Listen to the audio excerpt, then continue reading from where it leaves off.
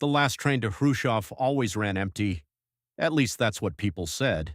You didn't believe it, of course.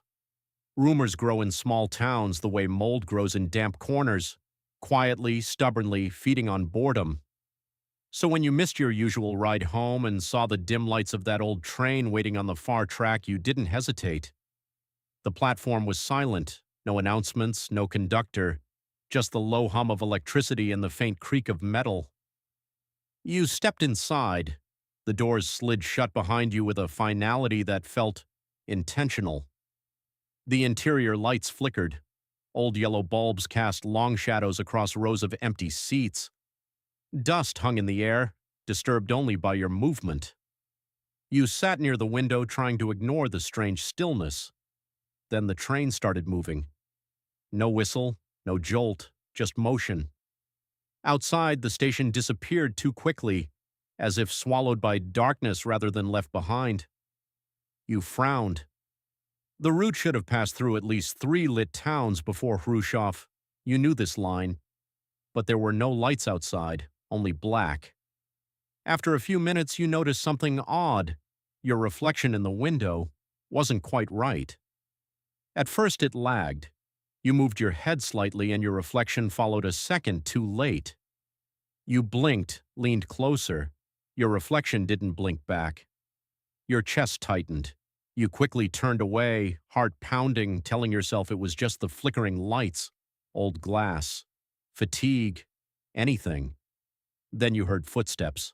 Behind you, slow, measured, heavy. You turned. No one. But the footsteps didn't stop. They were still coming, closer now, echoing down the aisle. You stood up, backing toward the end of the carriage. "Hello?" you called, your voice too loud in the silence. The footsteps stopped. Right behind you. You didn't feel a touch. You didn't hear breathing, but something was there. You knew it the way you know when someone is staring at you, an instinct deeper than sight or sound. Very slowly, you turned your head. The aisle was empty, but the seat beside you wasn't. The cushion dipped, as if someone invisible had just sat down, and then, the window, you couldn't help it. Your eyes darted back to the glass. Your reflection was there again, only now, there were 2 figures, you and something standing directly behind you. Its face wasn't clear. It was too dark, too wrong, like your mind refused to process it. But its head tilted slightly as if studying you, and then it smiled. You spun around. Nothing. The seat was empty again, the aisle silent.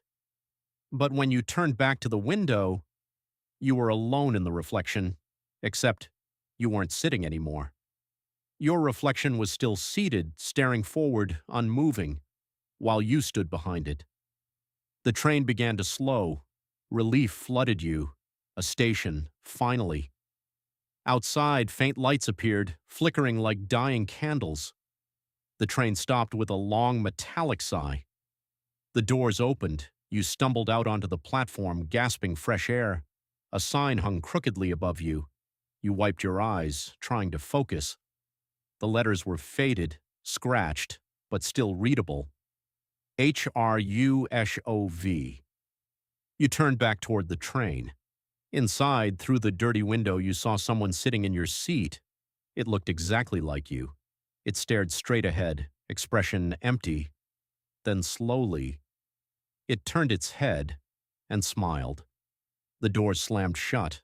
The train pulled away, and you realized something was very, very wrong, because you could still feel yourself sitting inside.